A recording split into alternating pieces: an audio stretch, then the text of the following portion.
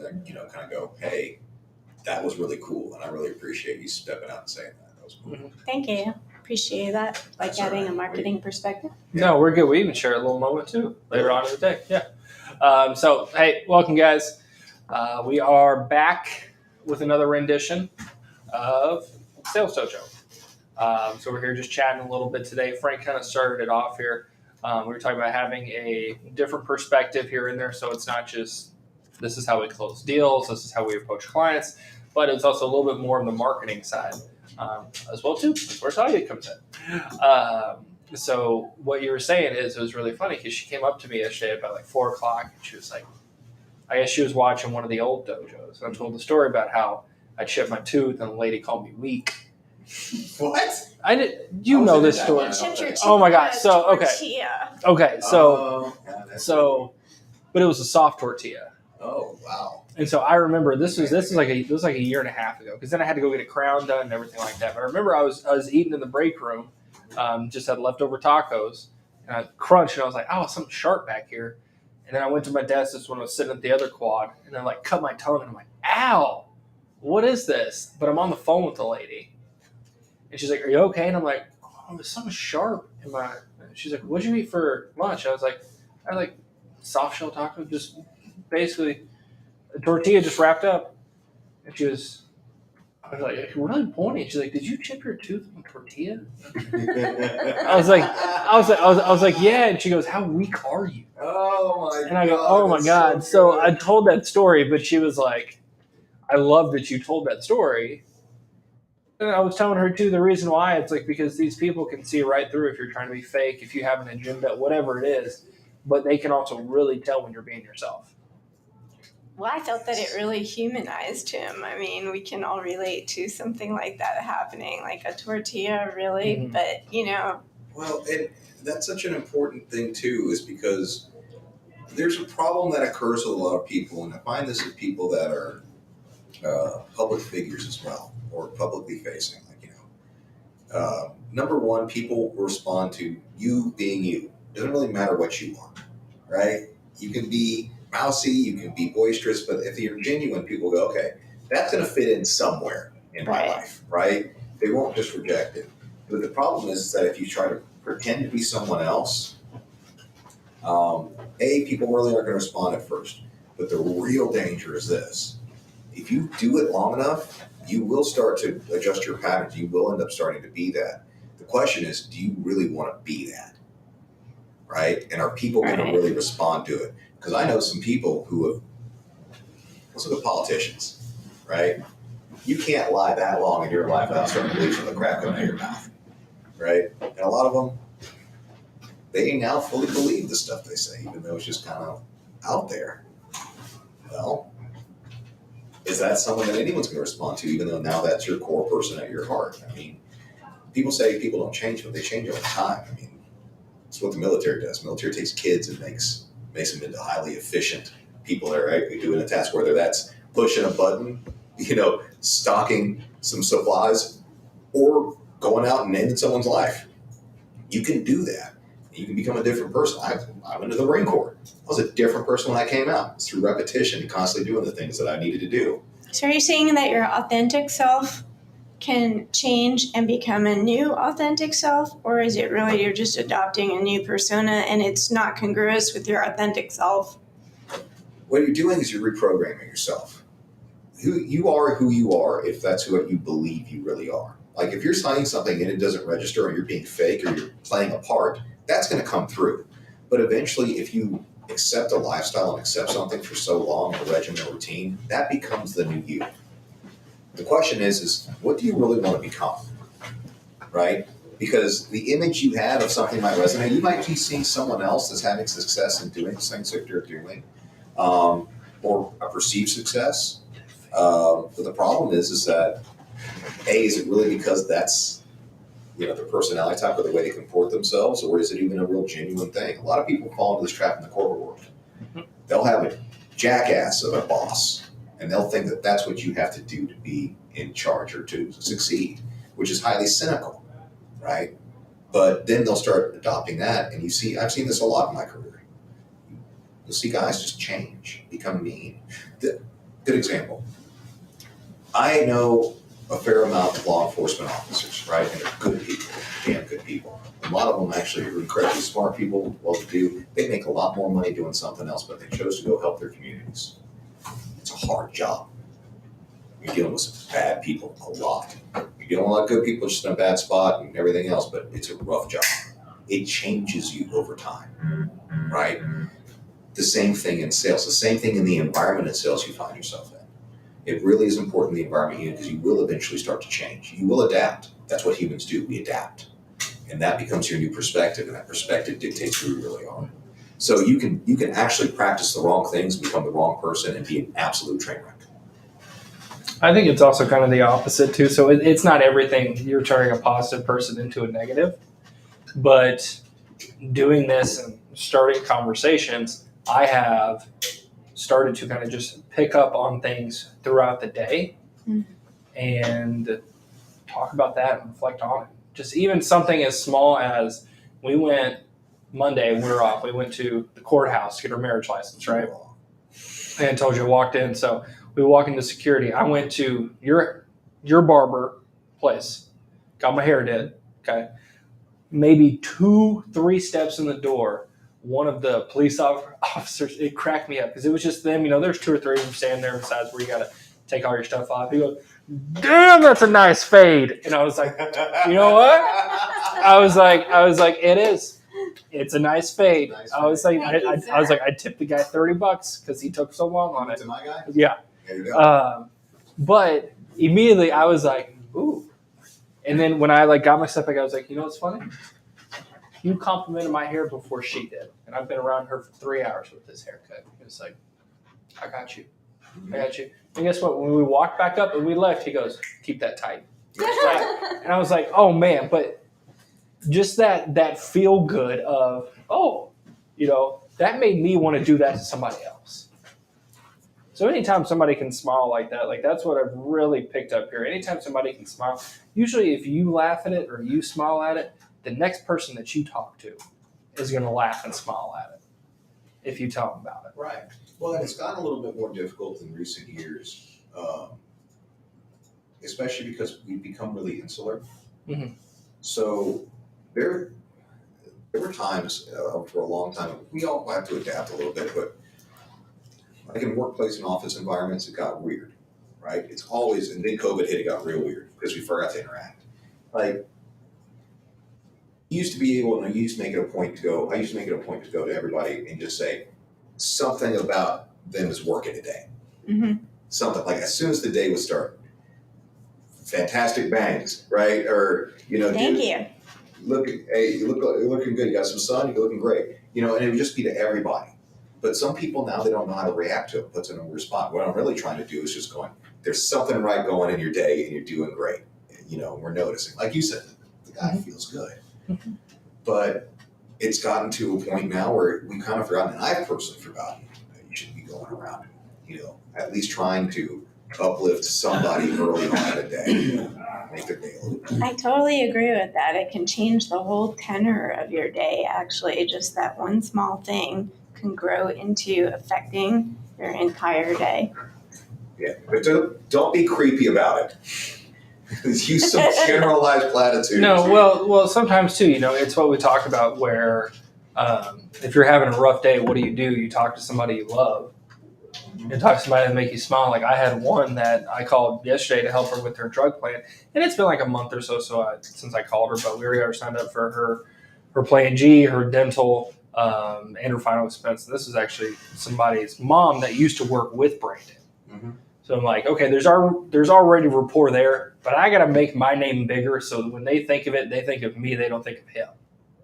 That's what I did training with you guys too, coming up. If I was on the phone with somebody, when that phone is over with, I want them to call back and call Jacob. I don't want them to ask for Frank. I don't want them to ask for Brad. I want them to ask for me. That means I made a better impact. But so I texted her like Tuesday and I was like, hey, just remember we need to get this done this week. You're 8 to 5, just call me. Shouldn't take more than 15 minutes. But I called her up and I remember from our conversations, it was me and her, we just clicked instantly. And she runs like a Dotson. She's a Dotson breeder. And so when our first conversation, it was like 3-hour conversation. The last hour and a half, she was on her computer because we had to do the electronic signatures. But we were just sending pictures of our dogs back and forth to each other. So I was like, I love this lady. And she called in when I was out to lunch, and so I had to call her back. I called her back, but she made me laugh because she was like, bail bonds, who's arrested? When she picks up, and I was like, hey, Deborah. She was like, gotcha, didn't I? Yeah. And I was like, okay. And from there, it was all smiles. Right. All smiles. But it's finding little things like that to enjoy. It's like it's not something I live by, but it's something I do every day. So when I leave here, by the time I park in the garage and get out of my truck, once I get out of my truck, I'm done talking about work. I'm done thinking about work. That's home time. That's shell time. That's dog time. That's what that is.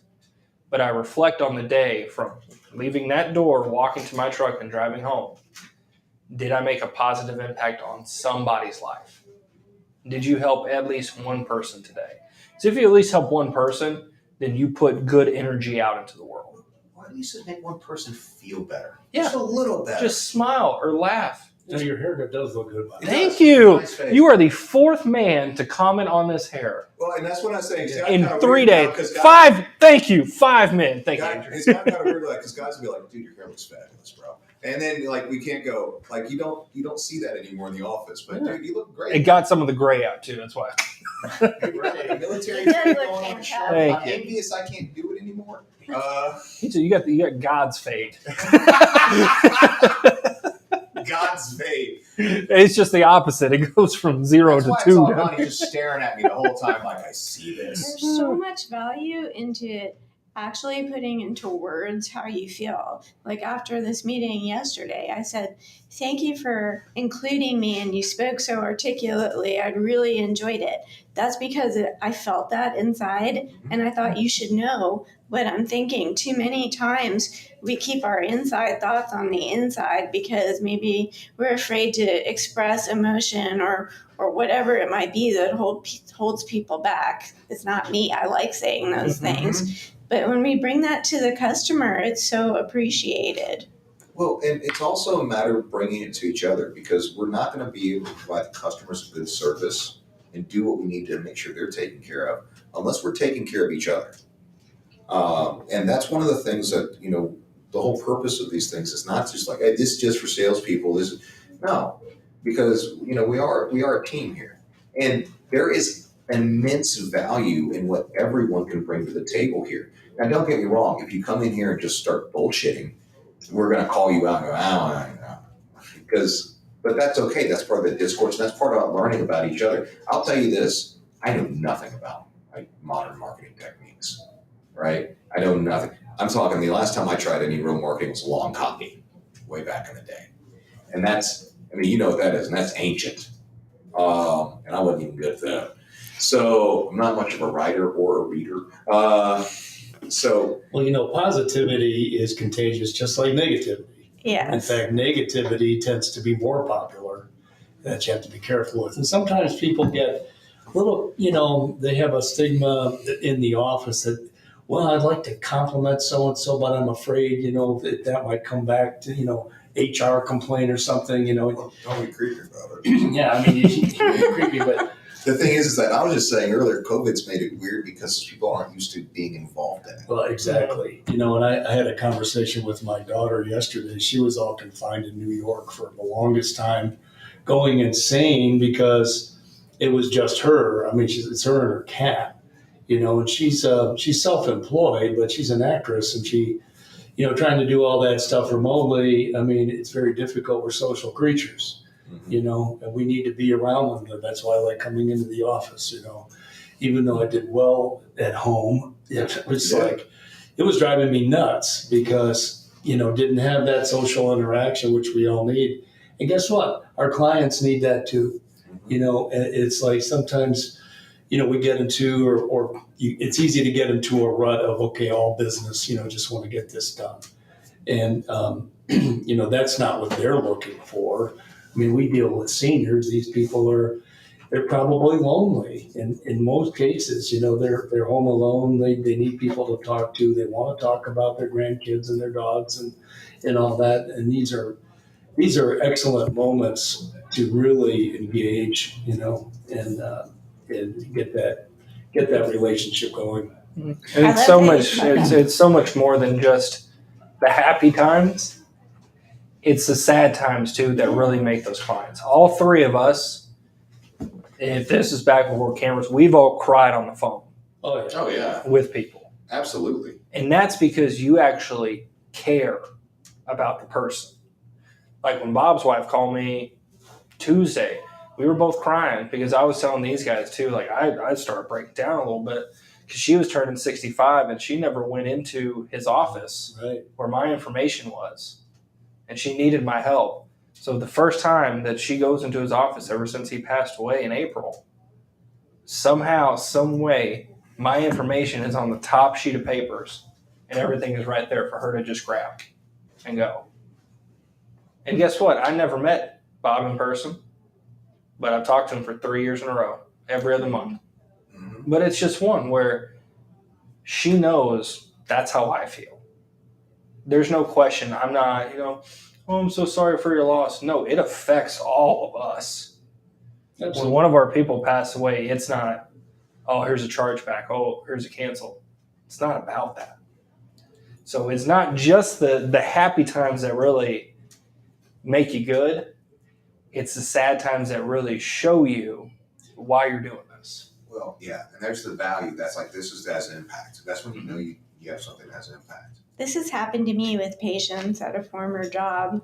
Something that I did if clients couldn't do their intake paperwork online, and some of them couldn't, they'd come in and I would actually get up from my desk, walk around, sit down next to them. It's 5 pages long, and I'd help them fill it out. And I had a patient say to me, "You're the first person in my entire life that has ever gotten up and helped me with the paperwork, and you made it so easy."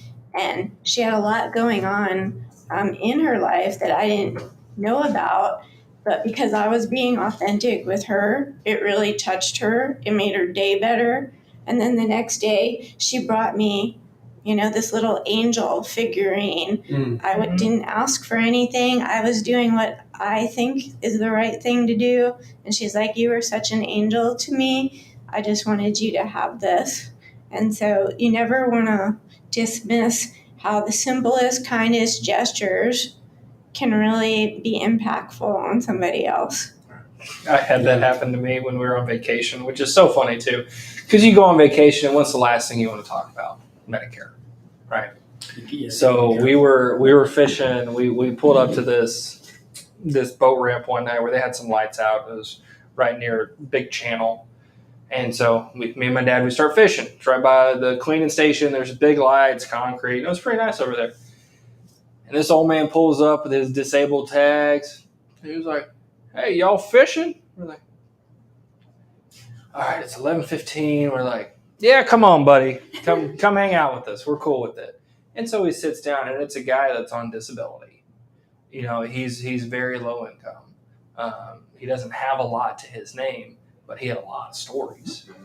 And it made my dad proud too. So we were driving home. He kind of told me, he was like, you just had a 45-minute conversation with him until he fell asleep in his chair. I was like, yeah. He goes, "I would have never thought you as a kid could do that." There's the expectation. He was like, no, like I would have never thought that. Like, well, he also had a stroke too, so some of his speech was kind of weird. He was telling me a story too, how he went to HEB before he came out there, and one of the cashiers was like, "I don't help dumb people. I can't understand you." And so you go through stuff like that, but. Not to say anything bad about, because I used to be a cashier too, but your cashier at HEB, don't be looking down at people. Yeah. Your life is either just started or is gone a little bit rough yourself. So Yeah. Be nice. But for him, it was kind of twofold, because he wanted somebody to talk to, and I was telling him stories about the people that I talked to, so it's very similar. So he can relate to me, I can relate to him. But then it was cool too, because my dad was like, "I just never would have thought you growing up that you could interact like this." where it's some just random stranger. Oh, I was very introverted as a kid.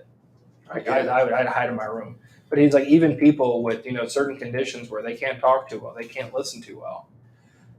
You're still have a full blown conversation enough to tire this man out and put him to sleep. I was like, yeah. You never know when you're entertaining angels. Exactly. I just have this image of 7-year-old Jacob at 5'11", like hiding behind the door, looking out, like, why is there a grown man peeping down the hallway? That's what I used to do. Yeah. You know who scared me the most, and it was funny because they later on became my best friends. Because like I was telling you guys, during the day I would go to my grandma's house. I was right across from the Catholic Church. Well, my grandma used to bake for everybody in the church. And what would happen is when the nuns would come in from Houston, the nuns would come over and they just scared the mess out of me. Oh yeah. Like when I would just run and hide until I was about 8. Until I was 8. Turns out Craig Biggio went to the same church that they went to in Houston. Okay. So they started bringing me Craig Biggio signed stuff, and I was like, y'all are cool. Yeah. I like y'all now. I feel bad for like in that situation where people, like even the cashier thing. Mm-hmm. When I was a cashier at a little grocery store here in Cedar Park that's closed down for years ago. It was like Cedar Park Grocery. It's a little mom and pop shop. You were trained to go out of your way to help people, especially the elderly. I was paid cash under the table. It was that kind of grocery store. But here's the thing. You said HEB earlier. HEB is bar none. I'm finding it very foreign because HEB is like a gem of Texas. It is one of the most customer-friendly, wonderful. I mean, HEBs, I go to other states, I'm like, yeah, I get it. Your Wawa's great. We have HEB. They butcher a cow in the back. I mean, it's that good. You're a Raymond fan. I grew up with the Wawas. But you know what I mean, though. I do. HEB is like a different level. People don't get it. They're like, no, it can't be that good. No, everyone is nice. Yeah. Everyone works out. Can I help you get that stuff out to the car? I know. You gravitate towards that. Why would you not want to shop there? I mean, it's quality. They take care of you. To hear a guy that had a stroke, right? He's having a hard time trying to patronize it or trying to be a patron of this organization. To be told that I don't help dumb people. That's such like a visceral response for me. Oh yeah, I got like pissed off when he told me too, because he got so upset, and I was like, no, like I went and started like hugging on him too, because I was like, you're not dumb. Yeah, the sense of powerlessness that you have, especially after having a stroke, to have that complicated, that just. I ended up giving him one of my fishing poles, so nice, because he was fishing that night and his pole broke, so I was like, here you go, buddy. I was like, I've got 30 of them back at the house. Why do we always get so many of those? It's not like we use them all. Well, it's almost like hats. Right. Like, I'm not a big shoe guy. I'm not a big, like, I used to get ties back in the day, but what I'm a big hat person, to where I probably have about 70, 80 hats at the house. Now, they're not all like fancy, each individual, and I don't go in and clean them all. No fedoras with a feather. But it's so easy just to pick up a hat. That's why on vacation, it's always like I bought 3 hats in a week. 3 different types of hats too. But it's the same thing with fish poles. I'm like, hey, I'm on vacation, might as well grab one. Or, this one's on sale, it's a good deal, might as well grab it. And it'll sit there for a year. Oh, yeah. No, I get it. But I just find it. But to go back to the other thing too is like, what I find so important when you're talking about going back and talking to people, and just helping someone to be a little bit better and just maybe making their day better, even if you don't sell anything. Here's a fun experiment, right? Look up sales memes or telesales memes, right? Half of them involve someone where someone's making this like disappointed, sad, or pained face and the tagline's always saying, the way I feel when the customer, or how you feel when the customer talks about something else. Other than the product. That's the most popular one out there. And my brain just goes, Gah! I have a connection because I'm like, A, you're an idiot because that's actually how you build rapport and that's how you're going to get the sale, even if you're talking to B2B. That's what you want to happen. Yeah. B, you obviously don't know what the hell you're doing because you have time to sit there and make a stupid meme about it, right? And C, that's now going to be out there in the ether. And that's one of the reasons why it's hard to find good salespeople. There's a lot of people that can be incredibly successful in our industry. Well, unfortunately, that's the way they're trained. There's just a lot of run and gun out there. They're new in sales and they weren't trained properly. We've had to hire the same type of person because you get desperate because there's so much growth happening. You have to shortcut it. The problem that you encounter is this. Sales has not been respected in this country for a long time because it's not a college required course.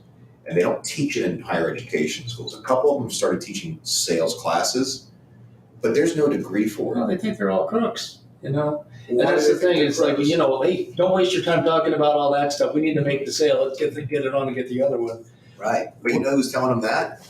A manager who's never sold anything. Yeah, they're looking at numbers and everything else, and that's the stigma, unfortunately. And well, we have to deal with it. We have to deal with the ramifications of others.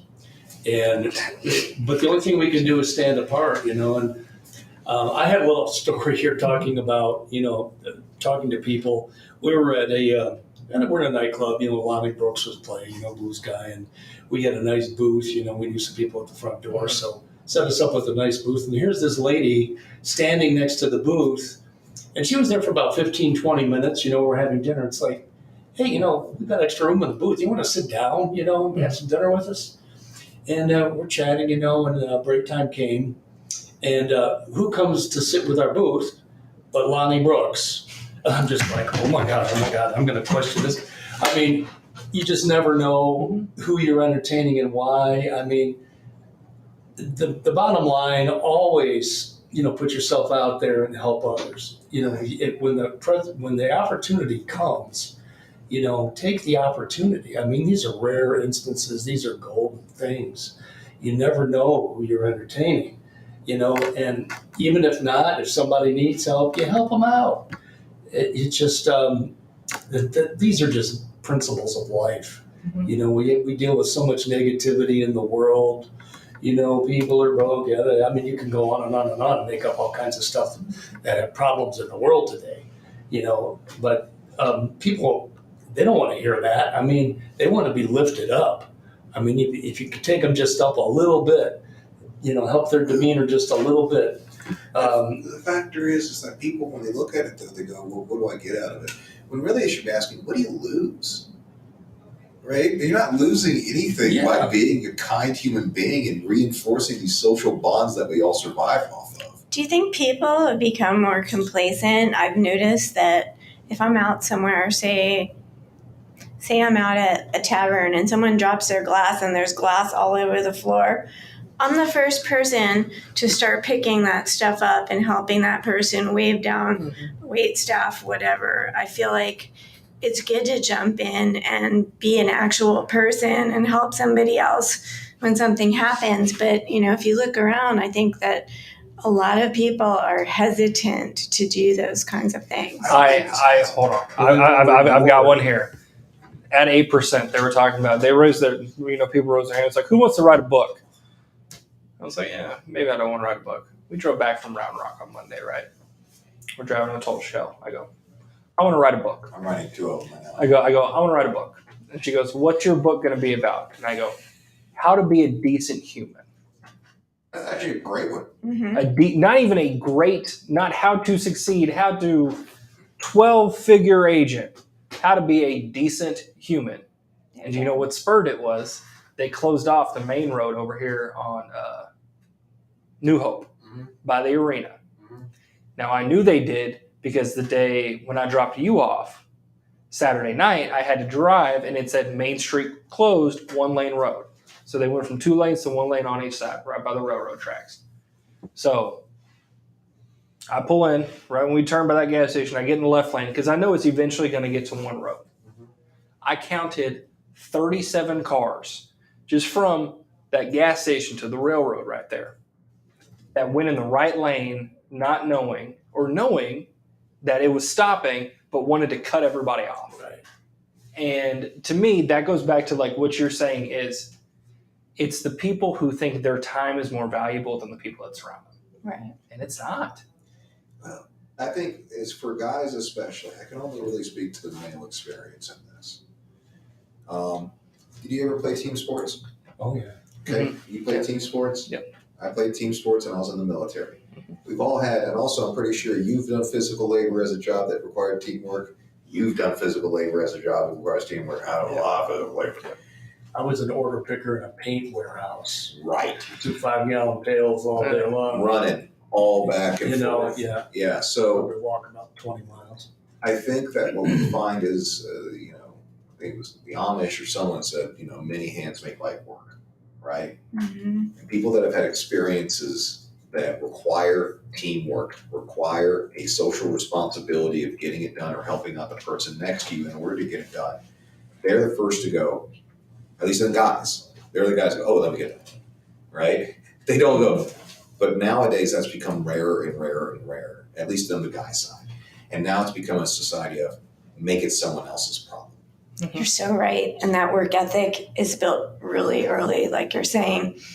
My first job, I grew up in Delaware, by the way, and the work age was 16.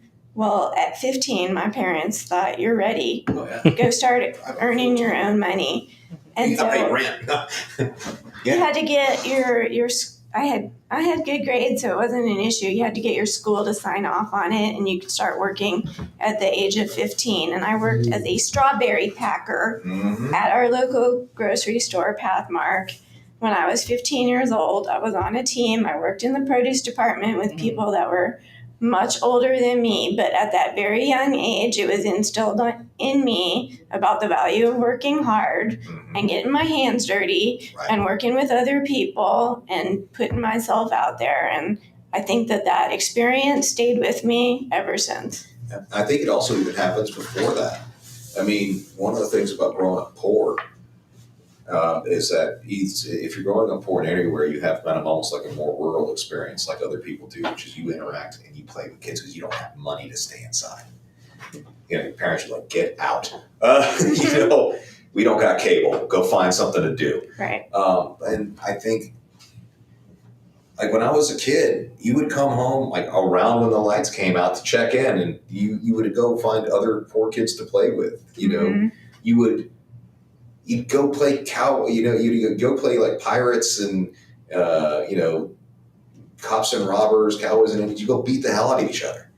Like literally, you just go get sticks and pretend to sword fight, and just beat the hell out of each other. You're kids, you're not going to really hurt each other. Just don't poke. That's how you avoid losing an eye. And you would do that, but that was an interaction. But you would also help each other. You'd go build forts. You would go do other things. You would go do these cool things that you could do with those other people, and it's established that. I got to tell you, man, I'm not seeing a lot of at a younger age between my peer group and their kids. I'm not seeing social interaction. No, it's all on the cell phone. Exactly. Games, and I'm with you. I mean, we went out, my parents didn't even know where we were. My dad had a bugle. It was dinner time. He blew the bugle. I could hear from a mile away. No one's going to steal your badass kids. There was no cell phone. Nobody Home when wants- it's dark. No one wants your kids. Yes. Yeah. Nobody wants other people's kids. I'm serious. Like, I mean, Well, I knew Nancy all the Grace. Why is that a thing still? Every on house. my block. I knew every house. They knew me. I would just walk in and make a sandwich or whatever. They all knew me, and it was just. I mean, that's just the way it was. Yeah. And back If in I the messed day- up, I got smacked by my neighbors. Right. It's just like, What's funny is I can kind of tell that in a lot of people who had to go through that, because nowadays we know what we like to do. If we're in a social setting, we want to take care of other people Mm-hmm. Right. first. Yeah. That's why you and me love to cook. That's why you and me did all the cooking last week. I did the cooking at my house. It was just you. No, it was me, Steve. Oh, okay. I don't know. Steve was there with you. I thought it was just you, and I'm like, Steve, I cooked too, and it's like it was just you. Me, Steve, Nico, Buckley was there for a Uh-huh. while. But the thing is that no, you. Or like if we went out for a drink, I got it. Just have fun, guys. That's all we want. I That's want my mantra. you guys to be taken care of and not have to worry about it. That's just like at our house. It's kind of twofold. I like hosting events more than going to events. Yeah. But the only thing with hosting events is you can't leave if you want to. Right. You You And can't also, make an excuse. You got to wait on you have everybody to clean else. up. Yeah, you have to clean up. You have to do everything And like if that. you're hosting an event, you feel bad if your people help you clean up. So you just I got it. Exactly. Like, I got 50 things to do. I do that. I do that at home every night. So even when I had to stay late yesterday with Katina where we were talking to somebody, but Shell was out for her dress fitting, and I got home at like 5:45. She got home at 5:50. Like, we still didn't feed the dogs yet or anything. So it's like had to feed the dogs, and then I started cooking. And then after I got done eating, like I started cleaning everything. And she's like, "No, I got it." And I go, "No, don't worry about it." It's like, I'll do it just so you can relax. I'll do this and put in this effort so you don't have to, Right. and you feel appreciated. That's what it all comes down to. And that circles back to the very first minute of when we started talking about that. That's kind of, I know how us three operate. I want to do this, and I want to sacrifice my time and my emotions and my knowledge so you don't have to. But you know that I care about you because I want to. And that's what leadership is. Mhm. And at its core, that's what sales is. Sales is just another manifestation of leadership. Right? I mean, that's what it is. I'm leading someone, not forcing them. I'm over here. You want to come over here? Mhm. That's it. I'm on this side of the sale. You want to come over to this side? It's great. We have brownies. You know, it's that's what it is. But that's also like when I talk to people, especially about you. Like, I know, Brad, you've been around forever. You want to run your business and keep on making money, and that's it. And that, more power to you, brother. You know, I have a lot to take care of. you got a lot to take care of, and I get That's it. the thing. But I like you in particular, Jacob. Just the amount of like leadership tendencies you show and exude. And by the way, I'm not the only one that notices because your team notices. Have you ever noticed people just gravitate around you? You have an orbit about you, right? And that's what that is. And that's also what your customers feel too. It's not something that's just a matter of physical proximity. That's why I came up to you yesterday. You know, you're open, and I could sense that from you, and I'm an open person. So just came up to you and started talking. It's one of those I just don't understand, especially doing sales, but just people in general. I mean, if you have to hide who you really are and how you feel and your emotions, that probably means you're not too proud about your own self. You might have some issues there, because we all wear our emotions on our sleeve. You know, we'll tell you anything that's going on in our lives. I tell people all the time. I tell my C. diff story to people about how I had bacterial infection. I lost 7 pounds in 7 hours. You To know, be fair, that is some funny shit. it is funny. I'm sorry, that's a bad joke. Well, yeah, your self-esteem is so, Mhm. it's one of the major components in anything, really, Mhm. especially sales. Yeah. You know, if you're not comfortable with yourself, you know, you're not going to come across like somebody that's trusting. You know, you can't be hiding stuff. You know, if you can't, if it's not something you put on a video, you know, I mean, you have to be open and you have to be comfortable with yourself in your own skin. I still don't like the whole, and by the way, it's not this generation. I'm not like sitting here going, these damn millennials, they don't know it. No, man, this is a longer term problem. Every generation. Right? There's a lot of them out there that are like, this whole concept of make it someone else's problem, or it is someone else's problem generation. No one's going to accomplish anything if we do that.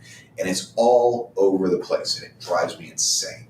And it's just like, Robert, one of our co-CTOs over has those great rules of life. You know, rule number 1, I can't even say them because I swear too much. You know, don't be an a-hole, right? Rule number 1, you know. Rule number 2, own your stuff. It's your job. You own it. You should be doing it.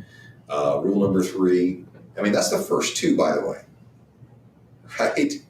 And it just keeps on going, and it's just very, very plain and apparent things. And it's just like we lose a lot of that out there. We lose a lot of the ownership of our own activity, our own agency. I always find it so weird in our industry that there's so many victims out there running around saying how they can't actually get anything done, when I'm literally saying you are an insurance agent. You work at an insurance agency, which is literally the definition of agency, is to have an effect or impact on something. So you're telling me you don't have the force to do it. Your name means to be able to change stuff, affect change, right? And that's why they say you have the agency to do what you want. I find it very weird, the sense of powerlessness, or it's someone else's problem to fix, that all these guys seem to be showing. I think it also has to do with a lot of the fact that there's no one out there really giving them a hard lesson of saying, you need to pick up the damn phone. You need to get good. You need to work all day, and you need to go spend another 3 hours at night studying the material. You need to take notes. You need to listen to your own calls. You need to do these things. You need to be hard on yourself, because you suck. You will get great. But right now, compared to where you're going to be 3 years from now, Now, you might be great right now compared to your peer group. 3 years from now, it's going to look back and go, man, I really sucked. That's how good that is. I had to laugh at that because me and Frank were talking about that, about how now, we have all these live transfers and different stuff that you can call, all this stuff, so you don't ever have to pick up the phone if you don't want to. And people complain when it doesn't ring.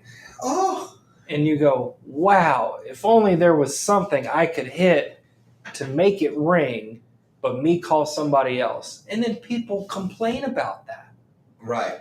We're, And it's hey, literally we're not getting enough. They're not frequent enough. There's this hour lull where you're off the phone. There's this, and it's funny because I've been doing it for 3 years now, and it's well before my time too. But even me, I'm like, back in the old day, your finger got burnt from clicking next lead or the next phone number until you got somebody on the phone.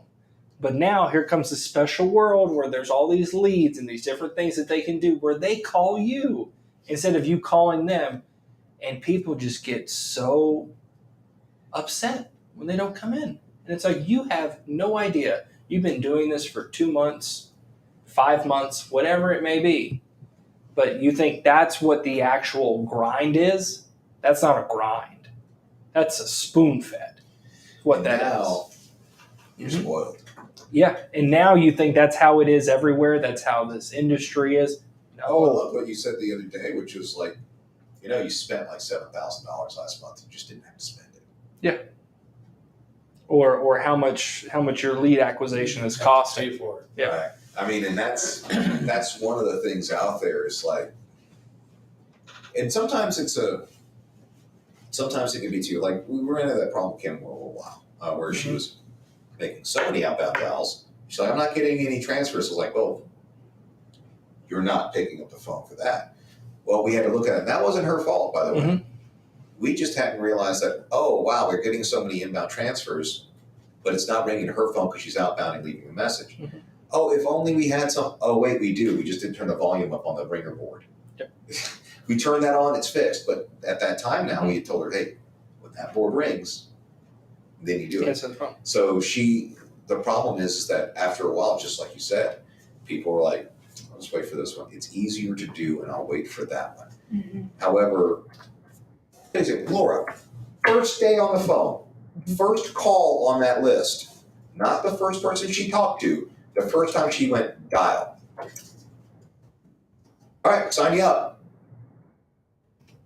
That's it. First call, first dial, first everything, first sale. And it was Medicare supplement too. I looked around, everyone's like, she's the first one to actually hit that button for that call queue. Like 2 months. Hmm. A lot of people are sitting there. Then people start complaining. They can't sell anything. Well, because you ain't trying everything that's available to you. You can't wait for it to come to you. You got to go after it. Exactly. And the thing is that we specialize in, we will provide you the opportunity, but I'm not going to force you to do it. I don't own your time. And if you want to sit here and waste your money, that's on you. But I'm also not going to listen to you cry about your paycheck. That's on you.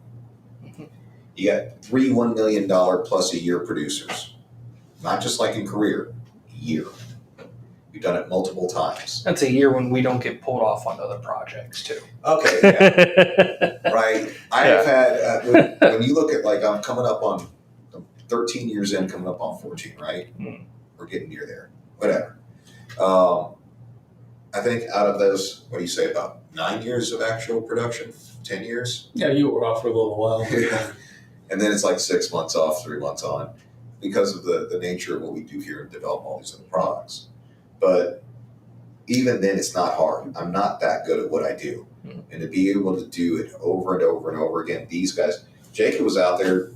I'll tell you what, Jacob automatically, right in his first year, was in the top 5% of all producers in the country. Right? Brad, don't even want to get into it. Brad still holds the national record for production in a year. He's the only agent out there that his own production line sold over 1,000 policies a year. Supplemental being majority, not these. Also, Not these. these I Advantage sold plans. 300 Advantage plans during AEP. Well, did you submit them, or did they get issued come January 1, Right. and did they keep them by July 1st? Right. And there's a difference between issued policy and Mhm. applications. I mean, Right. I did 1035 applications, Mhm. but had 960 good and issued and paid for revenue producing. And that's the key, you know. Well, you and had a the lot of it production of a national FMO under your belt, so I'm pretty sure your modesty is appreciated, but 960 Well, is still insane. I can't take all the credit for it because of your system that you developed with all the setters feeding me, but True. But that's the other thing but too, then is again, that the capability just showing what I was doing 5-6 applications at once. I had all this stuff in the air, underwriting, trying to figure all this out. Get this guy's on that drug, this guy's on trying to put it all together and make it work. well, and that's And the it- thing. And I think the agree. point is you're utilizing. You said I can't take all the credit, Well, and I you're appreciate- utilizing. But yeah, it's a team. You know, it's a team effort here. I mean, Right. I do what I do, and I've been doing it a long time.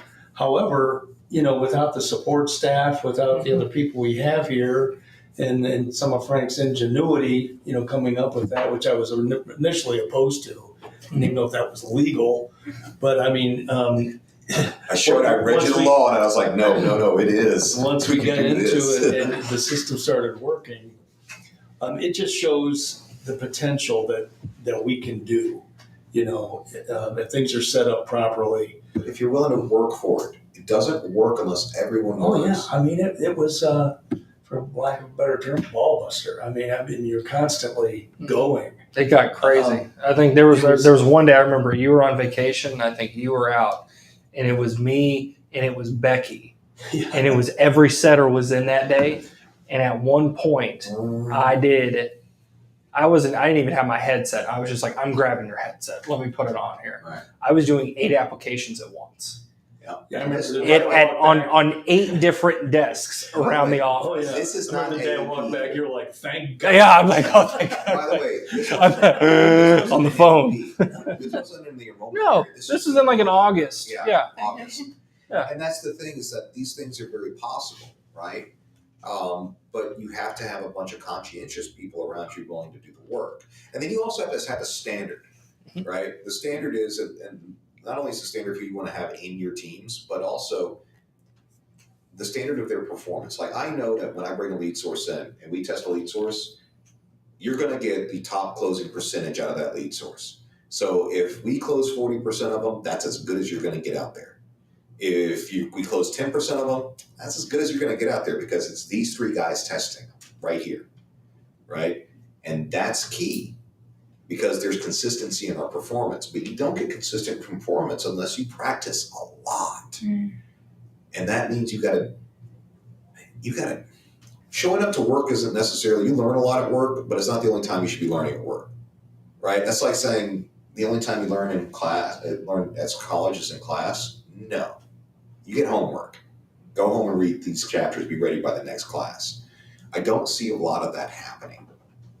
And that's a very, very sad thing, because what's happening is that these guys are getting very superficial information. They're only absorbing things that make them feel good and don't make them think. That includes, and that also transfers into the stuff that you really need to know. You need to know compliance rules. You need to know what Medicare A and B and C and D are. You need to know how Medicare supplements work. You need to know the difference between a G and an F, G and an old F or an old J, or even an M plan. You need to know what excess charges are. You need to know that they are a big deal, right? Or at least know where to find the information very quickly. Right, and you don't see that, and that's the stuff you have to go and do. Because if it's given to you, I'll tell you what, if it's given to you, it sits on your bookmark bar, and you're like, even then you're like,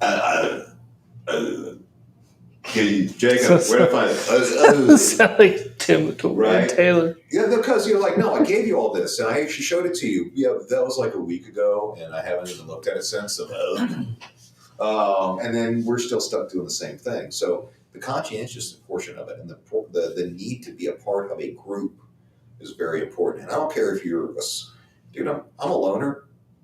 I'm not married. I don't have kids. I don't like kids. Seriously, just little worse versions of us.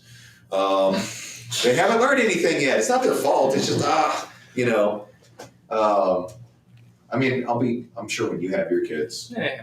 There you go. So, Yeah. I've raised I think- 4. You I can guess. tell you, your kids are all adults, so I like them kids, now. you really learn a lot about life when you're raising children, you know.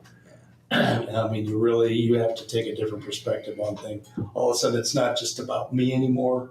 I've got these other people to take care of, and I have to teach them the right things, and it just elevates your whole Here's my problem. social aspect. Here's one of my things. I'd like to touch on where you said conscientiousness. This also leads into appreciation. So I see you guys, you seem genuinely appreciating the person that you're speaking to. The same thing happens actually in marketing and social media. And let me just give an example. I'm the admin for probably a dozen social media pages. Mhm. And I act in the voice of whoever it is that I'm representing. So when I put something out there and people engage, if it's a picture, if it's a video, if I've asked a question, and people engage and comment, I take the time to like their comment because I've read it. I respond to it. You know, social media and marketing is still about appreciating who you're interacting with. You want to build your base? Well, you better be interacting with the people that care enough to start engaging with you. So it's the same thing. You're appreciating your customer. Thank you for commenting on this. Thank you for adding to it. Whatever it is that you might be doing, it still comes down to be conscientious about what you do, appreciate the people that are participating, and you're going to grow your brand just like you grow your sales. And it's natural. It's not very forced. natural. It's authentic. Do you know that It comes naturally. Do you know that you are the first person? And I don't get me wrong, we have some great social media people here, but you are the very first person I have ever met that is in the social media space as a professional that actually just said what you said. Thank you. The interaction and appreciation. I'll be very honest with you. Outside of a very select few people, I do not like marketers. I don't because I think that they have the same problems that we have in sales, but I think it has been accelerated many times, and especially due to social media. Puffery is now just flat out, I'll say whatever the hell I want, right? But the thing is that we find these really, really great gems in certain markets, in people. And that's why they end up working good with sales organizations, because they can find and communicate that, and that could be a universal message. Right now, there's a big problem in the lead generation space for agents, right? Where they're trying to get leads. Agents just want to find someone to help. They just want to sell something, find someone to help, make a friend. But a lot of the media space that had been occupied and then taken over by very cynical organizations trying to make $100 million have been throwing a lot of garbage into the system to sell to agents, so that these agents could try to sell. People like lead companies, and especially social media lead vendors, where they would sit there and go, click this button to get an extra $5,800 of Social Security benefit. It has nothing to do with Medicare. That ends up being a Medicare supplement lead someone just paid $70 for. That person's actually broken, they can't get it. They're on Medicaid, you can't even sell them the supplement. That's a very bad thing. That's right there is you just sold a lie to someone that's not burning their money and their time. And I find that the people that, I'll be honest with you, just hearing that from you, that gives me hope for the entire industry as a whole. I'm serious. Because that means there's still people out there that actually care about the end result or the quality of what the interaction is, instead of just getting eyeballs on a tweet. If you're going to do something, do it right. And so when I put something out there, I'm reading all the content, all the comments, everything. I take it seriously. People come to me and say, how did you grow that page so much? Well, it's because I paid attention. I appreciated what was being put out there when I'd post something. I interacted with those people. And I mean, sure, Facebook has algorithms that I'm aware of, and at the end of the day, the more interactions you have, the more views it's going to put out there for you. I didn't do it for that. I did it because it's the right thing to do. And also, I'm getting more visibility. Well, and I also see the shortcuts that a lot of other people are taking. I mean, you already know to your chagrin, I do not do social media. I'm horrible at it. I don't like it. And I'm trying to get better at it. I'm going to help you. Yes. But one of the things that I saw that kind of throws me back a little bit is like the actual.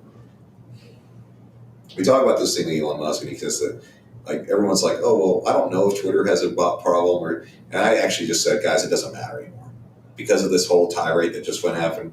It doesn't matter if Twitter has a single bot on it or not. It has a bot problem. It's the perception, and they'll never be able to disprove it. That's it. Perception's reality. Perception's reality. But one of the things that I found is I love YouTube because I like YouTube because you can go find really interesting knowledge. You have to know how to look for it, and my feed looks really crazy on it because they're like, oh, well, World War II history. Oh, the meaning of the sword of Damocles. And then they go through all this other crazy stuff. How to farm, and how to fix something. Oh, yeah, tons of that. Yeah. But I also go by the old Hayes manuals, too. If I need to fix a car, I'll go get the actual manual and read it. I think that would be fun as like almost like not a personality quiz, Uh-huh. but like to see what type of person you are is see what like your YouTube algorithm is. Because I know exactly what mine is. Mine is like Third Eye Blind concert, like Third Eye Blind live concert, and then it's like somebody doing stand up, and then from there it's like why this 2007 NHL draft was the best draft ever, and like into like a Red Wings documentary. But then after that, then it's something completely weird, like you said. It's about like fixing something, Right. Or like something for my truck. But it's a really good representation of kind of what's going on up here. Yeah. You brought up an excellent example by mentioning YouTube. The demographic that we are generally selling to actually uses YouTube the most out of all of the social media that's out there. Facebook is second, and people discount the power of social media, but that demographic is actually wanting to learn about something. They're going to YouTube. 90% of the demographic actually does have internet access, Right. So it's growing. 90% is pretty high, and 60 to 70% of those people are already going to YouTube to learn something. It is just incredibly simple to find a visual interpretation. Exactly. Of what you want. Oh yeah. But the problem that you encounter is like one of the things I've noticed, because I love watching stuff that's a primer for me reading about stuff. Like, like I just was like, hey, I needed to learn about, personality disorders and how people interact and stuff like that. So I started watching videos like, all right, where do I go for the rest of this? DSM Manual 5, right? Straight to that. Same thing like rebuilding a carburetor. All right, I want to go look at the video. I'm going to go ahead and buy the Hayes book on it now too, so I can get several of them. So the issue that I run into is that there's so much fluff and there's so many ways now to manipulate it. Like, for example, I was looking at one video, and I don't want to blast anyone on it because, it's a funny video, guys, but I like it. It's about video games. I also play video games because I'm a big child. And you can tell, like, even when you're going through these video game sources and you're watching some of these playthroughs or some of these content and reviews of video games, because I'm not going to spend $50 on something that I'm not going to use. How does this guy have 100,000 subscribers and his views are only like 700, 600, right? Views. Mm-hmm. This other guy has 5,000 subscribers. His views are 700, 600 views on all the videos. Well, for me, I go, okay, that's a bot, right? And I think that's the other end of it is that there's so much power in social proof, right? Social credibility is a huge thing. If I'm looking at two restaurants on the same block, one has a line around it and one is absolutely empty at lunchtime, which one am I going to eat at? Sure as hell ain't gonna get the empty one.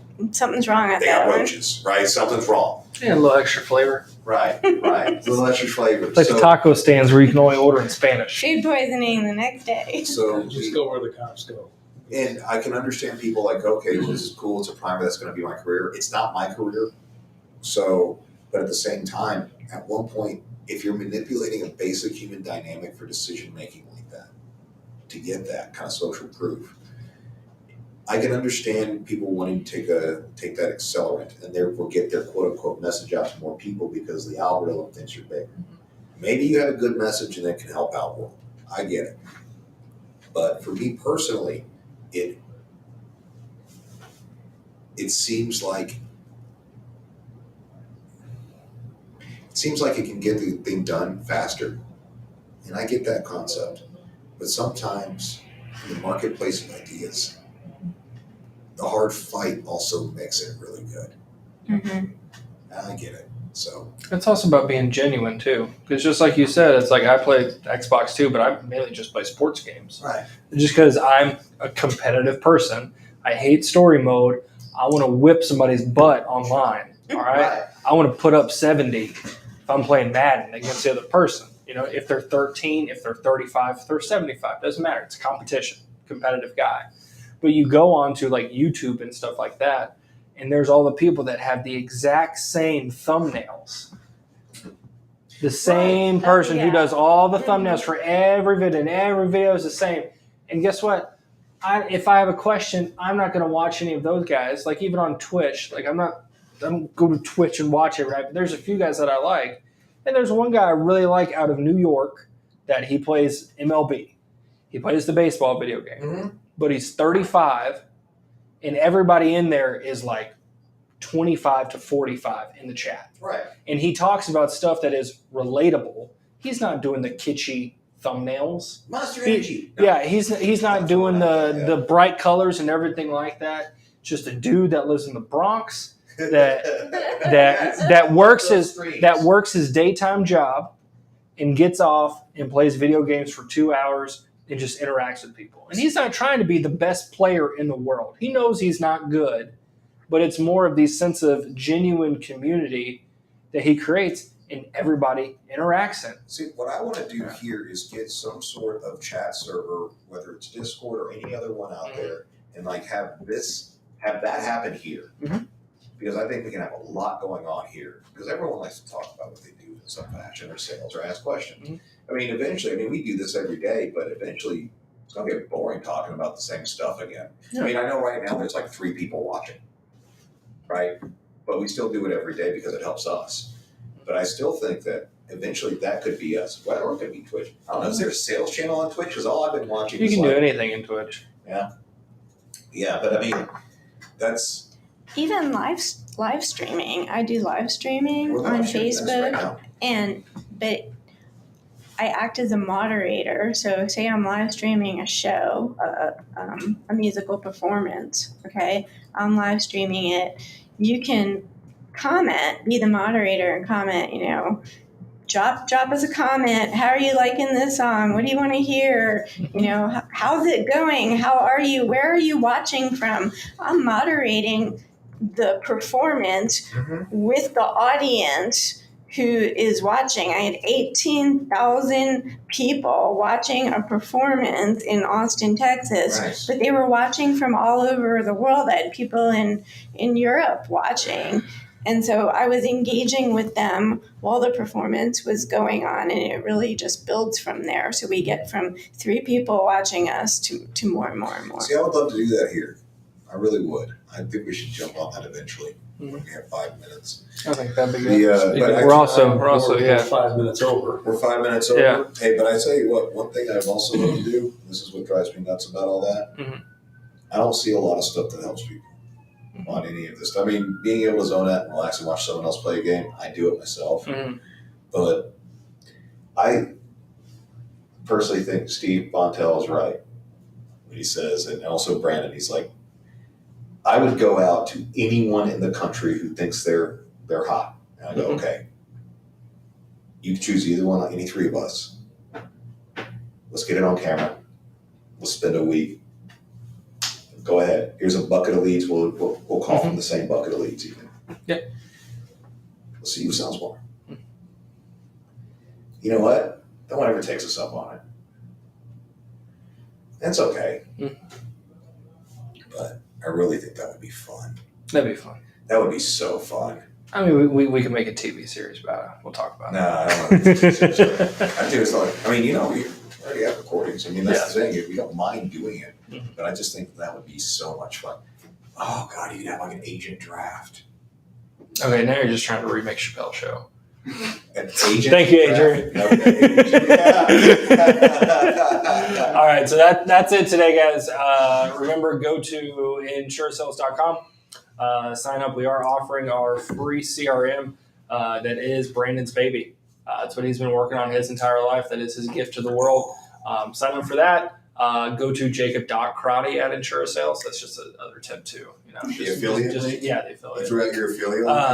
Yeah. You want to throw a like and a subscribe. Super easy term here. I'll do a kitschy thumbnail too as well. But go to InsureLink if y'all have any questions. See us there. But y'all have a great rest of the day. Go sell something. Man.